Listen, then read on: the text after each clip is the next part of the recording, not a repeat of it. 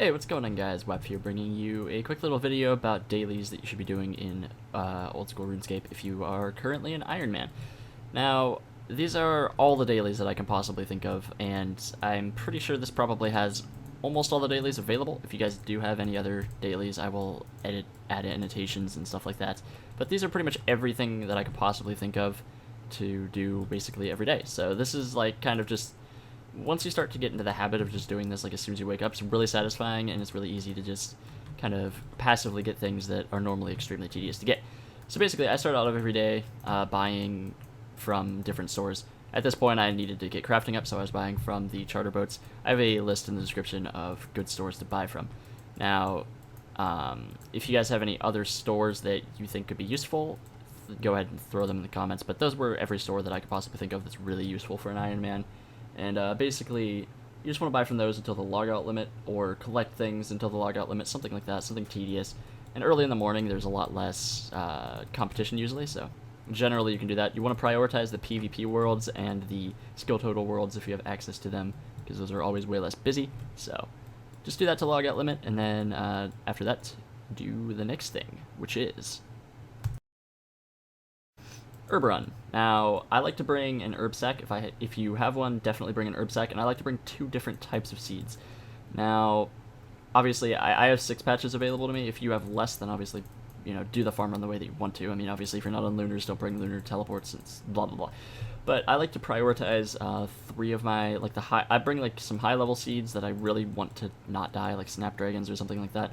And then I bring 3 of the little lower level seeds, such as like toad flax or something. And I plant the higher level seeds in like the patches that can't get diseased or that I have achievement diary things on. And then I plant the other 3 on the other one. And when you bring an herb sack, you don't have to go to the tool leprechaun in order to note your herbs. So basically, it just saves you quite a bit of time, because if you use all 6 of one seed, then your herb bag's going to get too full, and you're going to have to note them, and it's just a little time save. You don't have to do that if you don't want to, but that's what I like to do. So I do that every single day. I like to use my ardy cloak. I only have ardy cloak 2, so I like to use the single teleport in the first herb run of the day, just so I remember. I mean, I don't know, it's up to you. And if you are on normal spells, this is probably when you'd also want to pick up your free pure essence every day, which I will go over in a little bit. Okay, the next part is definitely the most time-consuming part. Now, if you look at my inventory, I have a lot of different stuff. Now, most of this is relatively necessary, and it can be modified depending on what you're doing. Now, when I do this, I tend to do a lot of things sorry, a lot of things at once, and I'll show you kind of the best route to do it. Now, I do a tree run, fruit tree run, bush run, and a calquat tree as well. And I collect my battlestaves, my sand, and I also do miscellania all in the same inventory. It saves a lot of time if you do it. Just follow my route if you happen to have everything. If you don't have any bushes planted, I recommend white berries or poison ivy bushes. If you don't have bushes planted, just skip those parts. So basically, I start out, and I am in Catherby. Basically, after I finish my herb run, I'm in Catherby, and I go start my fruit tree run from there. And then I kind of just go to every single patch. I like bringing a Ring of Wealth, because you can teleport to the Falador Park, and you can also teleport to Miscellania. Another quick way to get to Miscellania, if you have higher farming, is if you have a spirit tree planted on Ectophial or whatever, then you can get to your bush patch there, and also get your favor up. If you guys didn't know, you do have to get your favor up every day in order to get the maximum yields. A lot of people seem to think that it only has to be 100 the day that you collect it, but it actually does affect it. Like every day, I don't know, like every day it checks your favor. So if it'll count as having 99% favor for one of the days instead of 100. So it's definitely worth it to do that. I mean, it takes like 3 seconds, especially if you have a Ring of Wealth. If not, bring like a Slayer Ring and a Drawman Staff or something. Obviously, just change your inventory depending on what you do, depending on, what patches you have unlocked, what modes of transportation you have. But that's basically all I do. I also pick up my sand. I bring redirection tabs, or redirection teleports. I would highly recommend that if you have the ability to. They're extremely useful. So, I mean, yeah, this is basically the route that I take. I also bring payments for my trees if you happen to have payments. That are pretty nice. I wouldn't recommend using payments on anything other than fruit trees. Particularly papayas, pineapples, and I think palm trees are pretty easy to get the things for. If you have to go really far out of your way to get payments, don't do it, but other than that, just use super compost. Okay, so after this, I tend to, by the time you're done with this, the logout limit thing is reset, so I tend to, this is completely optional by the way, I tend to go somewhere else and get, buy something until the logout limit again. Here I'm going to the blast furnace because I was doing Zulrah and crafting at the time, so I needed to pick up a lot of sapphires. Again, if you guys want good ideas for what shops to go to, check the description. But generally I like to do this twice per run, that way you kind of just get a lot of buying right out of the way. You don't have to do 2 different stores either, you can kind of just combine this, just whatever you want to do. If you're doing tons of Slayer, you need a lot of food stockpiled, just go to the Warriors Guild twice. If you need, yeah, I already explained that.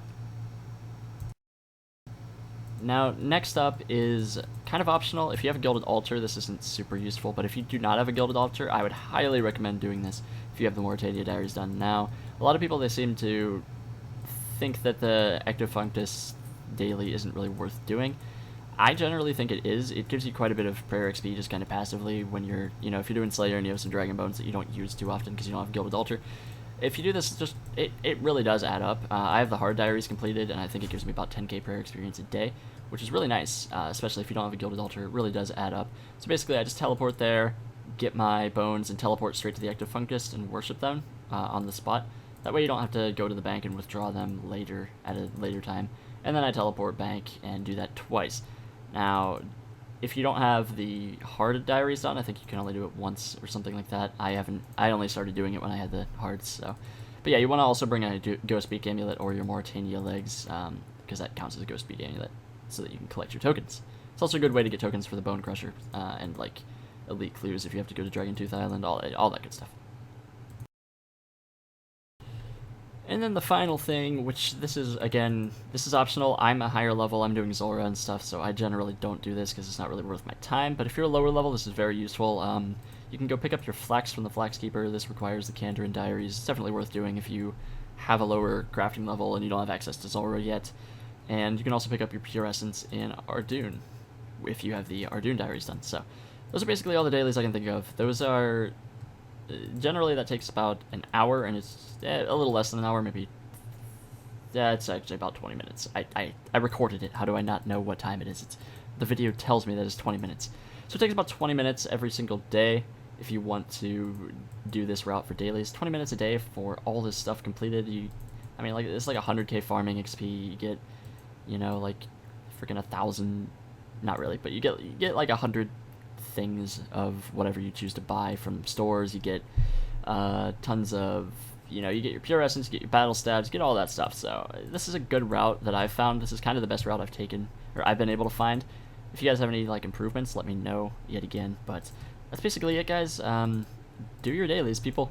Dailies are extremely useful. They definitely help, and they're pretty chill. I like drinking my coffee and starting my day off with my dailies. So hopefully you guys did enjoy. Hopefully you found this helpful. If you did, feel free to leave a like.